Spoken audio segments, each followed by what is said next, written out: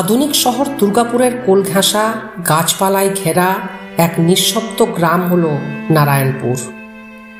ইতিহাসের পাতা উল্টালে দেখা যায় যে এই গ্রামের বুকে লুকিয়ে আছে বহু পুরনো কাহিনী।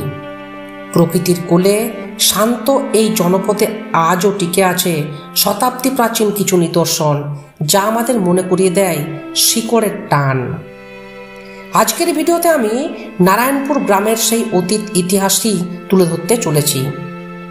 তবে ভিডিওটি শুরু করার আগে আপনাদের কাছে একটি ছোট্ট অনুরোধ, ভিডিওটি ভালো লাগলে লাইক করবেন, কমেন্ট করবেন, আর এমন আরও ভিডিও পেতে চ্যানেলটি সাবস্ক্রাইব করতে ভুলবেন না। তাহলে চলুন শুরু করা যাক আমাদের আজকের ভিডিও, নারায়ণপুর গ্রামের অতীত ইতিহাসের অনুসন্ধান। পশ্চিম বর্ধমান জেলার দুর্গাপুরের অন্তর্গত একটি অতি প্রাচীন গ্রাম হলো এই নারায়ণপুর গ্রাম। এই নারায়ণপুর গ্রামে কারা প্রথম বসতি স্থাপন করেছিল তা নিয়ে নানা মতপার্থক্য লক্ষ্য করা যায়। কারণ এখানে বেশ কয়েকটি সম্প্রদায়ের মানুষ তথা ব্রাহ্মণ সম্প্রদায়, বাউরি সম্প্রদায়, সদগোপ সম্প্রদায়, গোপ সম্প্রদায় দীর্ঘদিন ধরেই এই গ্রামে স্থায়ীভাবে বসবাস করে চলেছে। মনে করা হয় এরাই নারায়ণপুর গ্রামের স্থায়ী ও আদি বাসিন্দা। ঐতিহ্যমণ্ডিত এই গ্রামে বেশ কয়েকটি প্রাচীন মন্দির রয়েছে। তবে মন্দিরগুলির মধ্যে নারায়ণপুর গ্রামের রাস্তার পাশে যে কালী মন্দির ও অনতি দূরে যে প্রাচীন শিব মন্দির রয়েছে, সেই মন্দির দুটি বেশ প্রসিদ্ধ। এখানে যে শিব মন্দিরটি রয়েছে সেটি বেশ প্রাচীন, আনুমানিক 400 বছর আগে নির্মিত হয় এই মন্দিরটি।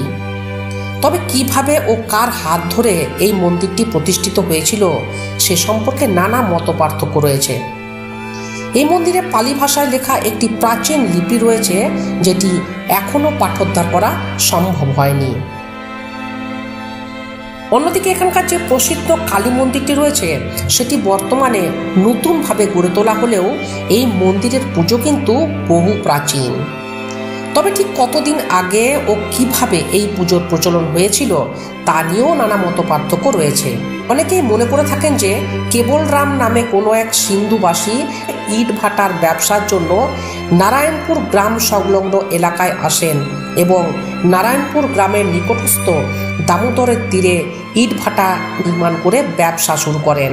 সেই সময় কোনো একদিন তিনি মা কালীর স্বপ্নাদেশ পান এবং স্বপ্নাদেশ পেয়েই তিনি এই কালী পুজোর শুরু করেন। পরবর্তীকালে সেই পূজা অত্যন্ত প্রসিদ্ধ হয়ে ওঠে এবং নারায়ণপুর গ্রামবাসীও ক্রমে সেই পুজোর সাথে একাত্ম হয়ে ওঠে। তবে ঠিক কতদিন আগে বা কবে এই দেবীর পুজো শুরু হয়েছিল তা নিয়ে মতপার্থক্য থাকলেও আনুমানিক 400 বছর ধরে যে এই দেবীর পুজো চলে আসছে সে বিষয়ে কোনো মতপার্থক্য নেই। প্রথমে দেবীর যে মন্দির নির্মাণ করা হয়েছিল সেই মন্দিরের স্থলে পরবর্তীকালে 1981 সালে মন্দিরটি পুনর্নির্মাণ করা হয়।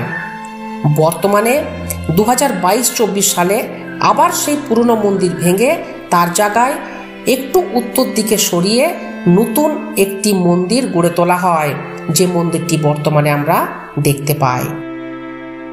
নারায়ণপুর এই নামটা শুধু একটি গ্রাম নয়, এ এক অনুভূতি, শিকড়ে ফেরার ডাক, হারিয়ে যাওয়া ইতিহাসের গন্ধ।